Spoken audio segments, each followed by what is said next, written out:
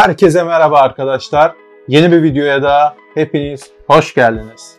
Bu videoda sizlerle birlikte bir moda çekimini veya mankenli bir ürün çekiminin, dış çekimin nasıl yapıldığını size elimden geldiğince anlatmaya çalışacağım. Daha önce yaptığım bir çekimin kamera arkası görüntüleriyle bu tarz bir çekimin çekimden öncesi, çekim günü ve çekimden sonrasında neler yapıldığını, çekime nasıl hazırlıklar yapılması gerektiğini, bu hazırlıkları çekimden önce yaptığımızda bize ne gibi faydalar sağlayacağından bahsetmeye çalışacağım. Videoya geçmeden önce bu tarz içerikleri kaçırmamak için aşağıdan kanala abone olabilir, bildirim zilini aktif hale getirebilirsiniz. Gün içerisinde daha çok kamera arkası görüntüsü paylaştığım için dilerseniz beni Instagram'dan da takip edebilirsiniz. Videoyu beğenirseniz de videonun sonunda beğen butonuna basmayı da unutmazsanız sevinirim. Şimdi intro gelsin, sonra videoya geçelim.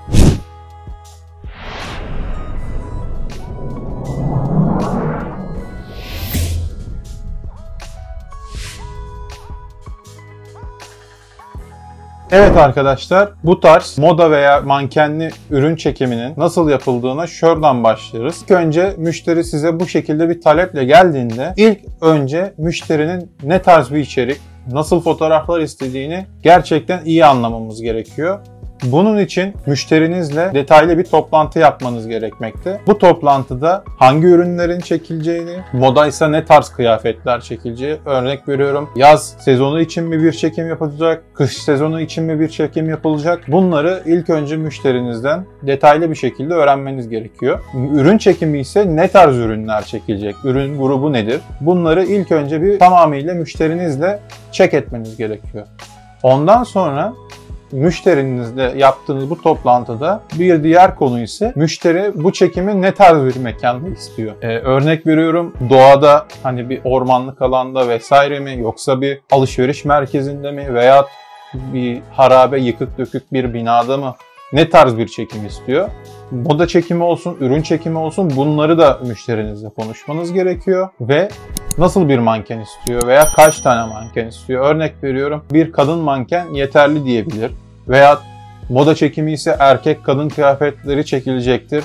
Bunun için 2 manken gereklidir. Bunları çekim öncesinde ilk önce müşteri size çekim talebinde geldiğinde oturup müşterinizle bir konuşup toplantı yapmanız iyi bir çekim çıkması açısından sizler için ve müşteri açısından da çok faydası olacaktır. Ve müşteriniz de bunlara karar verdikten sonra sizin şöyle düşünelim, büyük bir çekimden bahsediyorsak burada stylingçi olacak, saç makyaj olacak, örnek veriyorum ışık asistanları olacak. Bu ekibin koordinasyonunu sağlaması için de siz de ekibinizle bir toplantının gerçekleştirmenin faydası olacaktır. Bu toplantıda neler konuşulacak? Fotoğrafçı kimse sizseniz müşteriden aldığınız brieflerle diyeceksiniz ki bu tarz bir çekim olacak. Şu tarz kıyafetler veya ürün grubu, şu tarz ürünler çekilecek. Şöyle bir mekanda çekilecek ve artık sizin gözünüze göre bir saç makyaj oluşturacaksınız kafanızda. Bunların tamamına da mood board deniyor. Bir mood board hazırlamanız size çekimden önce ne çekeceğinizle alakalı müthiş bir fayda sağlayacak. Bu mood board'u istenilen taleplerle, istenilen çekimi yapılacak ürünlerle veya kıyafetlerle, moda çekimi ise bir araya getirip ondan sonra nasıl pozlar, ne duygu aktarmak isteniyor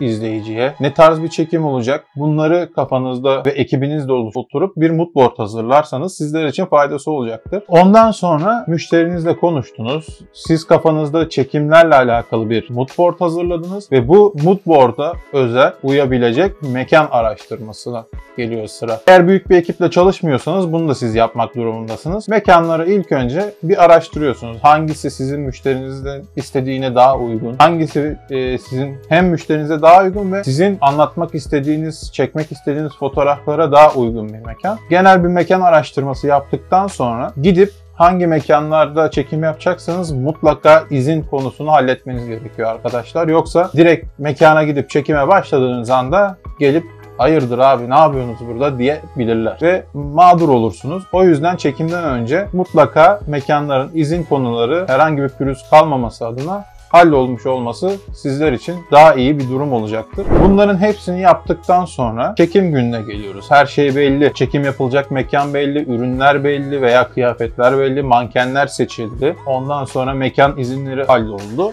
ve çekim gününe geldik. Çekim gününde sizin yapacağınız çekim ile alakalı ekipmanınızı hazır etmeniz gerekiyor. Yani müşterinin istediği tarzda veya sizin hazırladığınız moodboard'da nasıl bir çekim var? Örnek veriyorum, flash kullanılacak mı dışarıda veya kaç tane flash kullanılacak ya da sabit ışık kullanılacak mı? Nasıl bir yardımcı ekipman kullanılacak veya hiç ışık kullanılmadan mı çekim yapılacak? Bunları check etmeniz gerekiyor. Ona göre ekipmanınızı, hafıza kartınızı, yedek bataryalarınızın şarjlarını, mümkünse eğer ikinci bir makine, yedek makine adı altında ikinci bir makine götürmeniz, herhangi bir arıza durumunda hemen vakit kaybetmeden, çekimi de iptal etmeden diğer makineyi alıp devam etmeniz çok daha faydalı olacaktır. Onun dışında çekeceğiniz fotoğraflarda hangi lensleri kullanacaksınız? Örnek veriyorum, işte 70-200 mü kullanacaksınız? Daha telefoto bir lensle mi bir moodboard hazırlandı? Ya da geniş açı lens mi kullanacaksınız? Hani bunları mümkünse hepsini yanınızda götürürsünüz ve orada ihtiyaca göre hem telefoto kullanıp hem geniş açı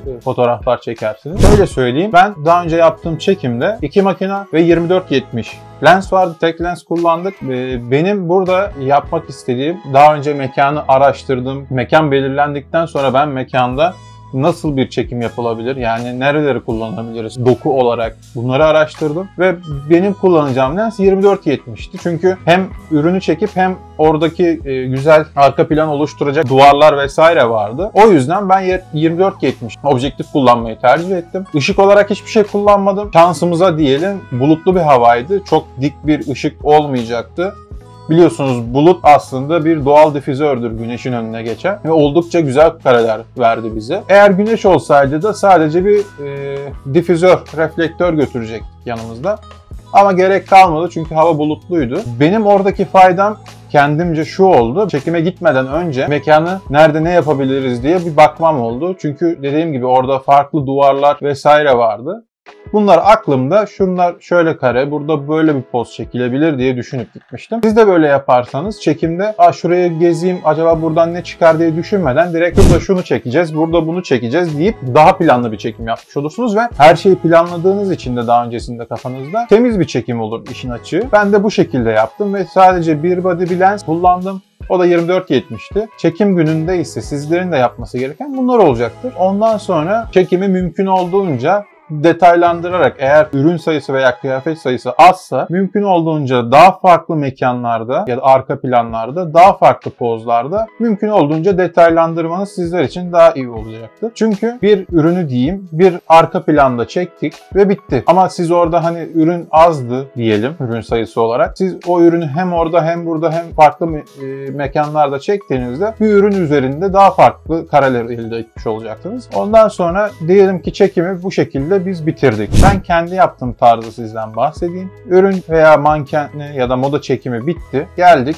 Kartları taktık bilgisayara. İlk önce ben kendi gözümde bir eleme yapıyorum. Netlik kaymış olabilir, pozlayamamış olabiliriz, patlamış veya çok karanlık çıkmış olabilir. Bunları bir ön elemeden geçirdikten sonra asıl kullanabilecek kareler ortaya çıkmış oluyor. Bunlardan sizin beğendiklerinizi ayırıp müşteriye gönderiyorsunuz. Müşteri kaç kare istiyorsa veya bir ürün başına nasıl anlaşmanız nasılsa, örnek veriyorum, ürün başına 3 kare seçti. 3 kareyi size gönderiyor. Bunların retouch işlemleri oluyor. Renkleri oluyor. Renk yapılıyor.